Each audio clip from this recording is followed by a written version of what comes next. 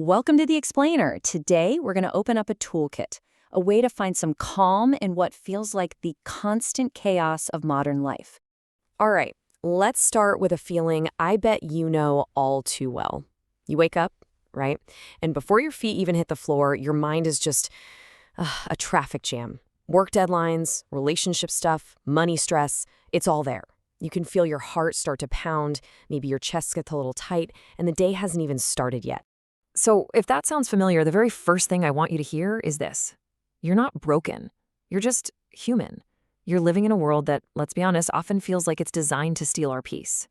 But look, this feeling, it's not your permanent address. It's just a spot you're passing through, and believe me, you can learn to find your way out.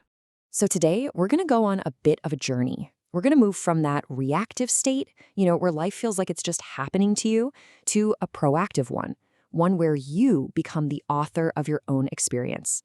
And we're going to do this by looking at 3 huge fundamental shifts in mindset. Ready? Let's dive in. Okay, so our first shift, it actually starts with a pretty surprising idea. It's called the paradox of control. And it goes like this. The harder you try to control everything around you, the more out of control you actually end up feeling. I know, it sounds kind of backwards, right? I mean, just think about it. You're stuck in traffic. Total gridlock. You can grip that steering wheel till your knuckles turn white. You can scream at the car in front of you. But does any of that rage make the traffic move even 1 inch faster?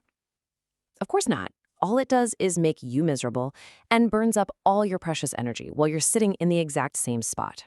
And that little traffic jam scenario, it perfectly illustrates these 2 circles that kind of govern our lives. You've got the outer circle. That's everything you can't control. Other people's opinions, the past, the economy, you name it. But then you have the inner circle, and that's where you have all the power. Your actions, your reactions, your mindset. The whole secret to finding inner peace is to stop wasting your energy out here and pour every last drop of it in here, into the one place you're actually in charge. Because, when you do that, when you pour your focus into what you can control, like doing your best work, keeping a good attitude, making good choices, something pretty amazing happens. It's almost like magic. Your circle of influence just naturally starts to grow. And you don't just find more peace, you actually start seeing better results too. All right, so we've figured out where to focus our energy. Now, let's move on to our second big shift, and you'll see how these ideas build on each other. We're going to talk about the art of the emotional reset, basically how to handle all that emotional turbulence that life just loves to throw at us. Okay, check this out. This is a really powerful idea. See, most of us, we get our identity all tangled up with our feelings. We say things like, I am angry. But what if you're not? What if that anger is just like a storm cloud passing through the huge open sky of your consciousness? That little shift in perspective from being the emotion to just noticing the emotion, that's everything. It's the key to emotional freedom. You're the sky, not the weather passing through. And here's a super simple, practical tool you can use to practice this. It's called the STOP method. So next time you feel a big emotion starting to bubble up, you literally just S, stop. T, take a deep breath. O, observe the feeling with curiosity, not judgment. And P, proceed with intention. It's like having your own personal reset button. So simple, but so powerful.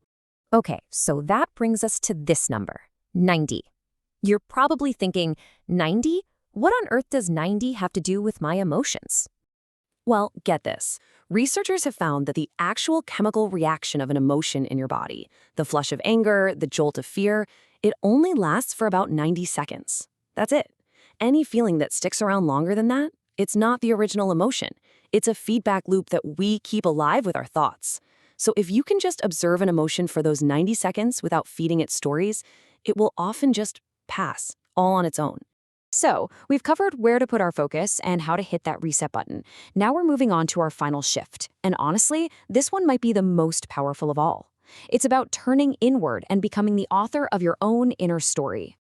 For a lot of us, the person we talk to the most all day is this really harsh, critical roommate that lives inside our own head. That voice is just always there, right? It's so familiar that we don't even think to question it. But what if we ask a really radical question? Is that voice really you? Or is it just old programming? An echo of a parent or a teacher or just some old fear that's past its expiration date?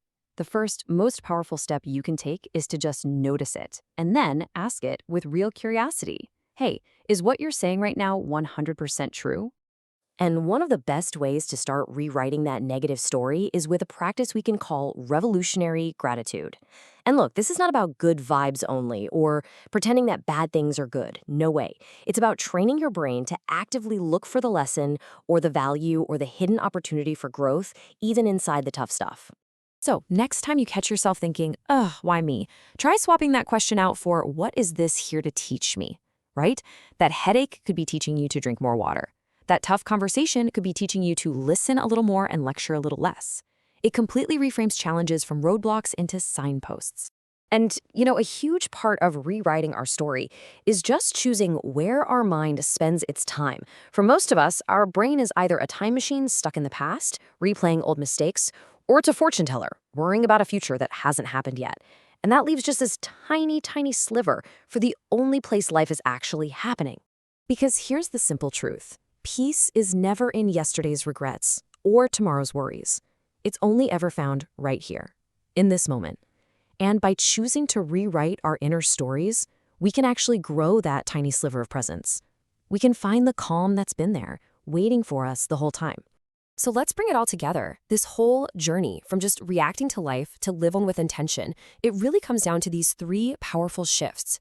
1, moving your focus from the outside world to your inside world. 2, creating that little bit of space between a trigger and your response. And 3, taking the pen back and writing your own inner story. And please remember this. The goal isn't to get rid of all your problems. I mean, that's just not going to happen, right? The real goal is to build the inner skill, that presence of mind, to navigate those challenges with a sense of calm and clarity. So look, the tools are yours now. The power to change your inner world, to build a sense of peace right inside yourself. It doesn't start tomorrow. It doesn't start next week. It starts right now with the very next choice you make. The real question is, what are you going to build today?